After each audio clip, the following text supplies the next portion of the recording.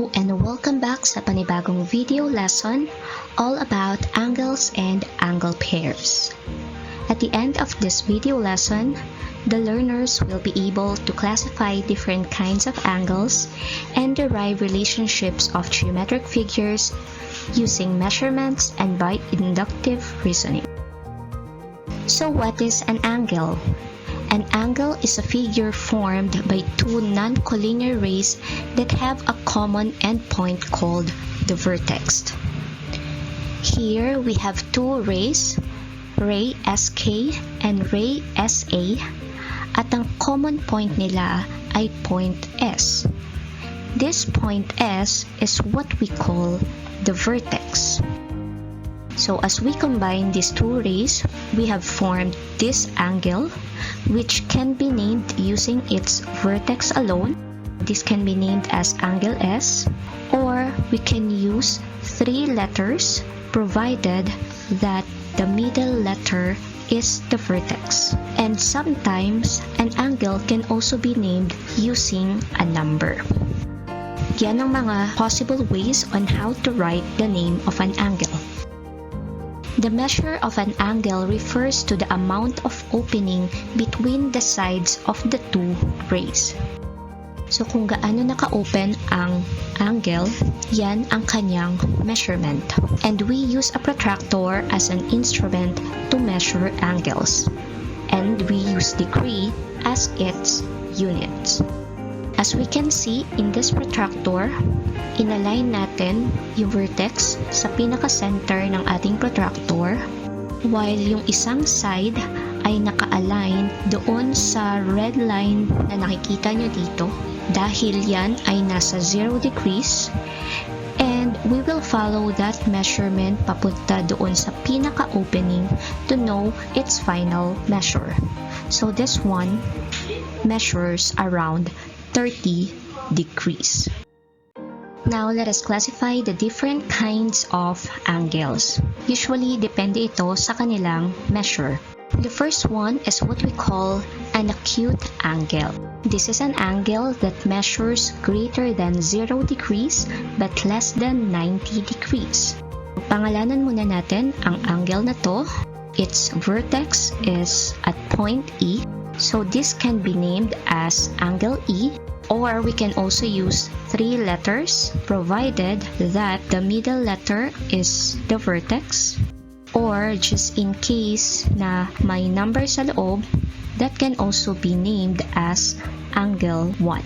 So let us use protractor in measuring this. Ito yung vertex at naka-align na sa first ray or sa initial side ng angle, at ang terminal side ay nag-stop in between 20 and 30. So approximately, this is around 25 degrees. Since this angle measures 25 degrees, this is considered an acute angle because this is greater than 0 but less than 90. The next kind is what we call the right angle. This is an angle that measures exactly 90 degrees. In this angle, we can name using its vertex or using three letters provided that the middle letter is the vertex, or just in case na makakita rin kayo ng box na ito, this really means that this one is exactly 90 degrees. Here, we can say that this one is really a right angle. We can see here that from 0, it increases up to 90 degrees. The third one is what we call the obtuse angle, an angle that measures greater than 90 degrees but less than 180 degrees. So let's just name first the angle. It can be angle O or angle BON or angle NOB. Or suppose we have a number here, we can name it as angle 3. And let's try to measure it using a protractor. We can see from 0, it is between 110 and 120. Pwede rin tingnan yung mga small lines here. So this is around 115 degrees. 115 degrees is greater than 90 but less than 180. So this is really an obtuse angle. The following kinds of angles have different measurements. Kapag acute, masyadong maliit lang ang opening nito, measure greater than 0 degrees but less than 90 degrees, which means pwede itong 1 degree or 89 degrees. While kapag right angle, it must measure exactly 90 degrees at wala nang ibang measurement. While if it is an obtuse, pwede itong lumagpas sa 90 degrees, pwedeng 91 degrees, but it must be less than 180 degrees. So hanggang around 179 degrees lang tayo dyan. Okay? Now let's have special pairs of angles related by measures. Dito naman, we are given two pairs of angles or two figures at may specific tayong tawag sa kanila based on their measures. The first one is what we call complementary angles. Two angles whose measures add up to 90 degrees. Here, we can see that we have angle 1 and angle 2. At kapag in-add daw natin sila at ang sum nila ay 90, matatawag natin silang complementary angles. Suppose angle 1 is 40 degrees while angle 2 is 50 degrees. We can say that angle 1 and angle 2 are complementary angles. For as long as when you add them together, that will be equal to 90 degrees. Another example, here we have angle P measures 30 degrees, while angle Q measures 60 degrees. 30 plus 60 is 90 degrees. Therefore, angle P and angle Q are complementary angles. So, okay lang na magkadikit sila or hindi.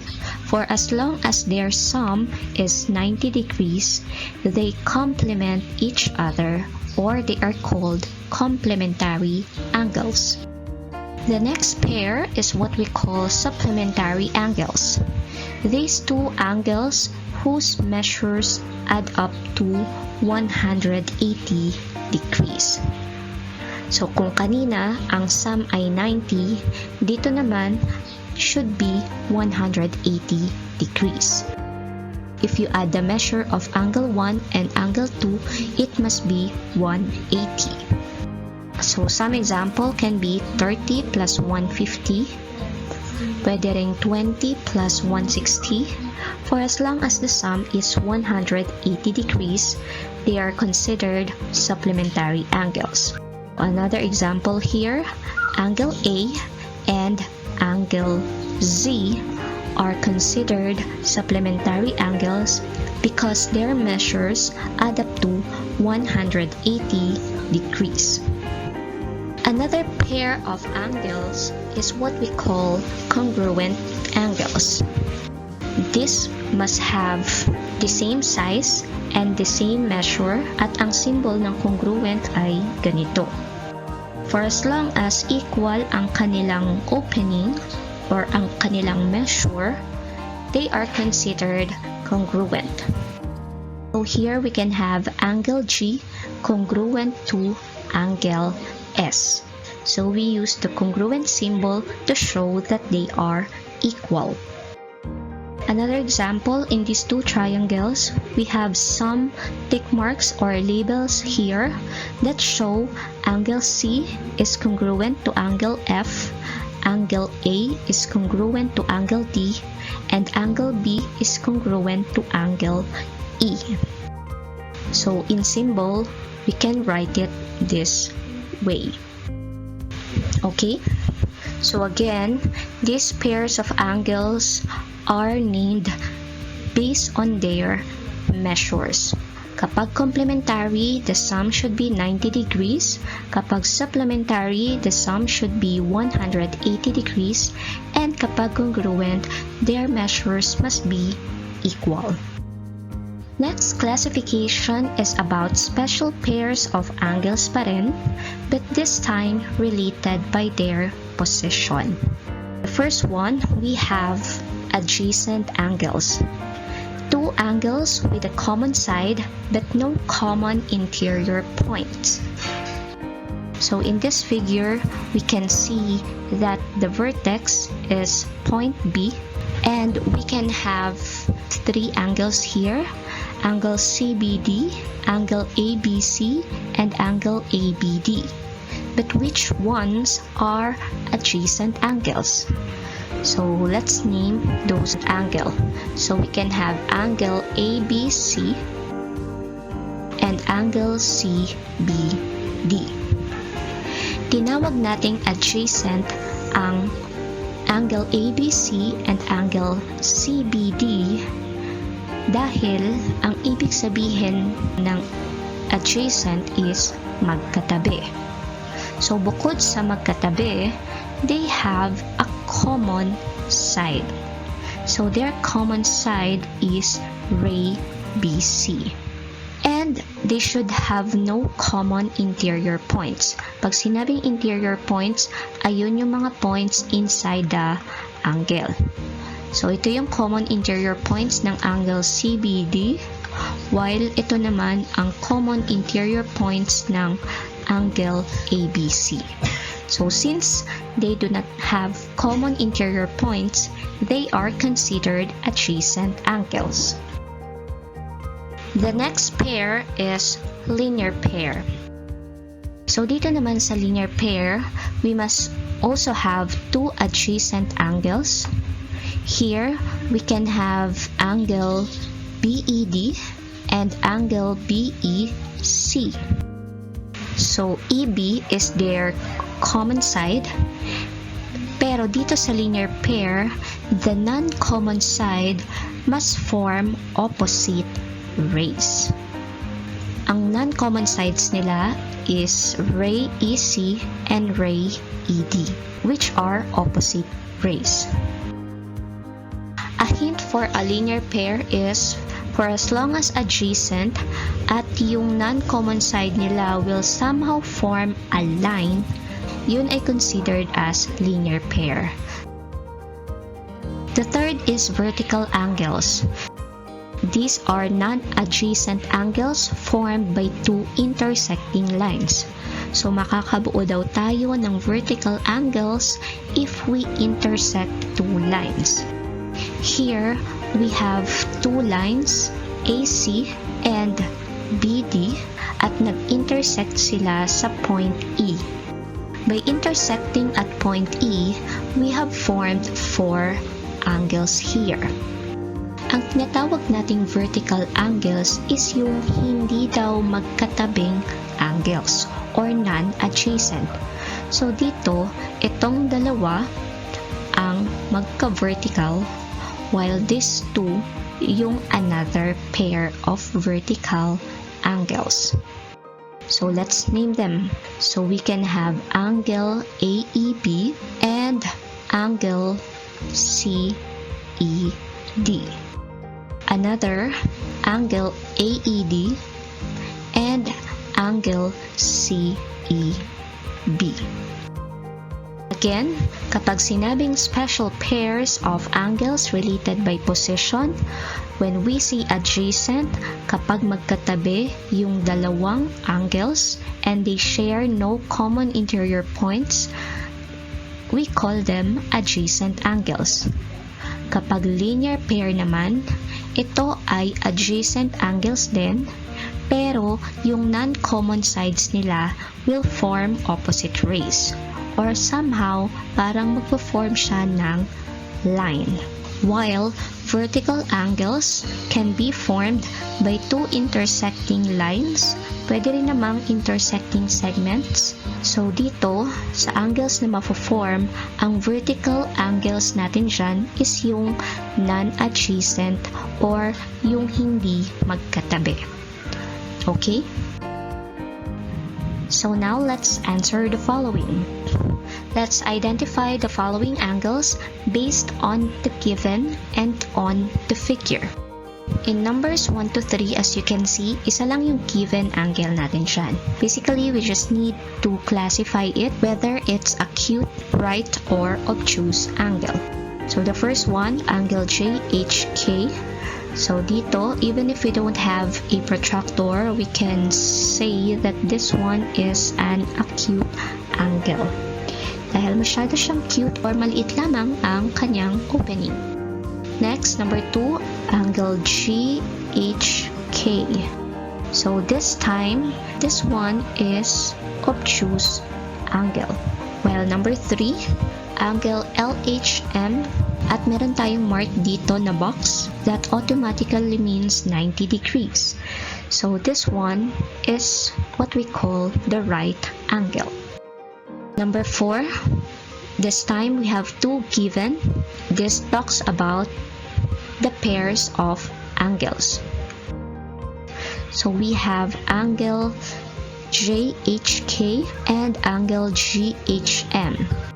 So here we can see this 2 marks or 2 lines here which shows that they are congruent.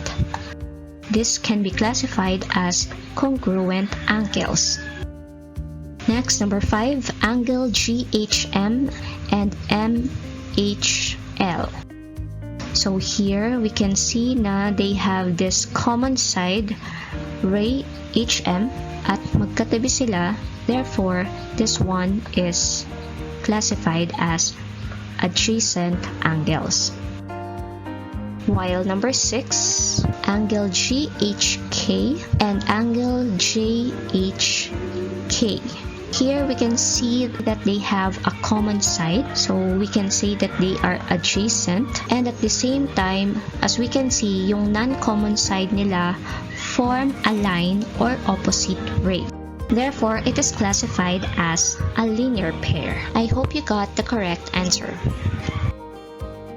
I hope may naintindihang lesson for today.